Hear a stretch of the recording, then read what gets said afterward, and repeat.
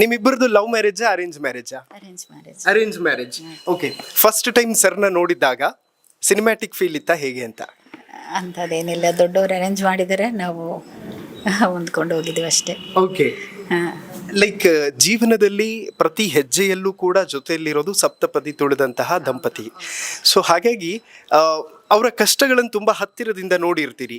ಯಾವ ಥರದ ಸಿಚುವೇಶನ್ಗಳಲ್ಲಿ ಲೈಕ್ ತುಂಬ ಡಿಸ್ಟರ್ಬ್ ಆಗಿದ್ರು, ಅಥವಾ ಆ ಸಿಚುವೇಶನ್ನಲ್ಲಿ ಇಲ್ಲ ಈ ಥರ ಮಾಡಿದರೆ ಸರಿ ಹೋಗ್ತದೆ ಅಂತ ತಾವೇನಾದರೂ ಗೈಡ್ ಮಾಡಿದ್ದಂಥ ಇನ್ಸಿಡೆಂಟ್ ಯಾವುದಾದ್ರೂ ಇದೆಯಾ? ಇಲ್ಲ ಇಲ್ಲ, ಅವ್ರನ್ನ ಹತ್ರ ಭಾಳ ನಾಲೆಜ್ ಐತೆ. ಅವರು ಡಿಸ್ಟರ್ಬ್ ಆಗೋದಿಲ್ಲ.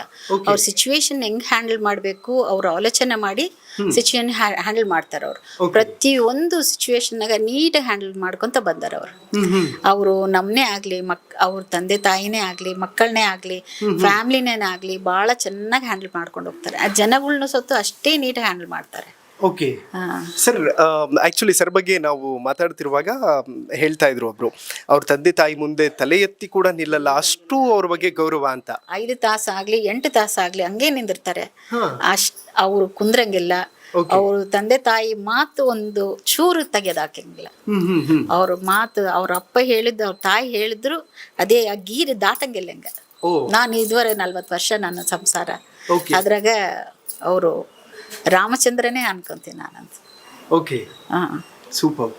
ಆ್ಯಕ್ಚುಲಿ ಮದುವೆ ಆಗಿದ್ದ ಹೊಸದ್ರಲ್ಲಿ ಹೆಚ್ಚಾಗಿ ಹೆಣ್ಮಕ್ಳು ಏನು ಮಾಡ್ತಾರೆ ಅಂತಂದರೆ ಅತ್ತೆ ಜೊತೆ ಇರೋಕ್ಕೆ ಇಷ್ಟಪಡಲ್ಲ, ಅತ್ತೆ ಸೊಸೆ ಜಗಳ, ಅತ್ತೆ ಸೊಸೆಗೆ ಆಗಲ್ಲ ಅನ್ನೋ ಥರ ಇರುತ್ತೆ. ಬಟ್ ಕೂಡು ಕುಟುಂಬ ಹೀಗೆ ಇರಬೇಕು ಅಂತಂದರೆ ಏನು ಮಾಡ್ಬೇಕು ಹೆಣ್ಮಕ್ಳು ಅಂತ? ಗಂಡನ್ ಪ್ರೀತಿಸೋರು ಅತ್ತೆ ಮಾವನ್ ಪ್ರೀತಿಸ್ತಾರೆ. ಓಕೆ, ಅಷ್ಟೇ. ಗಂಡನ್ ಯಾರೈತೆ ಮನಸಾರ ಪ್ರೀತಿಸ್ತಾರೋ ಅತ್ತೆ ಮಾವನ್ ಹೆಂಗನ್ನಾಗ್ಲಿ ಪ್ರೀತಿಸ್ತಾರೆ. ಓಕೆ, ಅದು ಎಂತನ ಇರ್ಲಿ ಸಿಚುವೇಶನ್ ದಾಟ್ಕೊಂಡು ಹೋಗ್ತಾರೆ. ಅಮೇಝಿಂಗ್. ವೆಲ್, ತಾಯಿ ಮೇಲೆ ವ್ಯಾಮೋಹ ಸಹಜವಾಗಿದ್ದೇ ಇರುತ್ತೆ. ತಿಂಗಳಿಗೊಂದ್ಸತಿ, ವಾರಕ್ಕೆ 2 ಸತಿ ತಾಯಿ ಮನೆಗೆ ಹೋಗಿ ಬರೋದು ವಾಡಿಕೆ ಇರುತ್ತೆ. ನೀವಿಲ್ಲಿ ಮದುವೆ ಆಗಿ ಬಂದ ಮೇಲೆ ತಾಯಿ ಮನೆಗೆ ಎಷ್ಟು ಸತಿ ಹೋಗಿ ಬಂದಿದ್ದೀರಿ ಅಂತ? ಹೆಚ್ಚು ಮಟ್ಟಕ್ಕೆ ಅತ್ತೆ ಒಳಗೆ ತಾಯಿನ ನೋಡ್ತಿದ್ದೆ, ಮಾವನ ಒಳಗೆ ಅಪ್ಪ ನೋಡ್ತಿದ್ದೆ.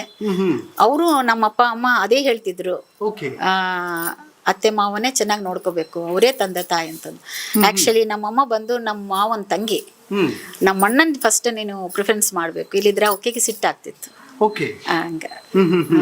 ಓಕೆ ಸರ್, ಆಕ್ಚುಲಿ ನನಗೆ ಅವ್ರು ಮಾತಾಡ್ತಾ ಇರೋದು ನೋಡಿದ್ರೆ ಲೈಕ್ ತುಂಬಾ ಜನಕ್ಕೆ ಇದೊಂದು ಮಾರ್ಗದರ್ಶನ ಆಗುತ್ತೆ ಅಂತ ಅನ್ಸುತ್ತೆ. ಕೂಡು ಕುಟುಂಬವನ್ನ ಹಾಗೆ ಕಾಪಾಡಿಕೊಳ್ಳೋದು ಹೇಗೆ ಅಂತ? That is the strength of a family. Nucleus family ಆದಷ್ಟು you lose your strength. Okay, ಇವತ್ತು ನಮ್ಮ ದೊಡ್ಡಪ್ಪವರು, ಚಿಕ್ಕಪ್ಪವರು ಎಲ್ಲರೂ ಅವರು ಒಂದಾಗಿರೋದು ನೋಡಿ ಅವ್ರನಿಂದನೇ ನಮಗೊಂದು ಶಕ್ತಿ ಇವತ್ತು. ಓಕೆ ಮೇಡಮ್, ಸರ್ ಮೂವಿಗೆ ಕರ್ಕೊಂಡು ಹೋಗೋದಾಗ್ಲಿ ಅಥವಾ ಮಾಲಿಗೆ ಕರ್ಕೊಂಡು ಹೋಗೋದಾಗ್ಲಿ, ಫ್ಯಾಮಿಲಿ ಟೈಮ್ ಕೊಡೋದಾಗ್ಲಿ ಪ್ರಾಪರ್ ಆಗಿ ಮಾಡ್ತಾ ಇದ್ರಾ? ನಾವು ಹೆಂಗಂತ ಇಂಟ್ರೆಸ್ಟ್ ತೋರಿಸಿದ್ದಿಲ್ಲ. ಅವರು ಇಷ್ಟ ಇಲ್ಲ ಅಂತಂದ ನಾವು ಸತ್ತು ಬಿಟ್ಬಿಟ್ವಿ ಅಂದ್ಲ. ನಾವು ಅಷ್ಟಿಷ್ಟ ಇಂಟ್ರೆಸ್ಟ್ ಇಲ್ಲ ನಮ್ಗೆ. ಅತ್ತೆ ಮಾವಗೆ ಭಕ್ತಿ ಜಾಸ್ತಿ, ನಮ್ಮ ಅಪ್ಪ ಅಮ್ಮಗೆ ಭಕ್ತಿ ಜಾಸ್ತಿ. ಅದ್ರಾಗೆ ನಾನು ಇಂಟ್ರೆಸ್ಟ್ ತೋರಿಸ್ಬಿಟ್ಟೆ ಅಷ್ಟೇ.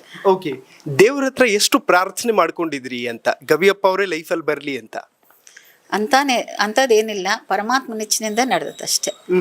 ನಮ್ಮ ಇಚ್ಛೆನಿಂದ ಏನಿಲ್ಲ. ಆತನ ಅನುಗ್ರಹ ಅಂತಂದು ನಾವು ಇದು ಸಂಸಾರದಾಗ ನಡ್ಕೊಂಡು ಹೋಗ್ತಾ ಇದೀವಿ.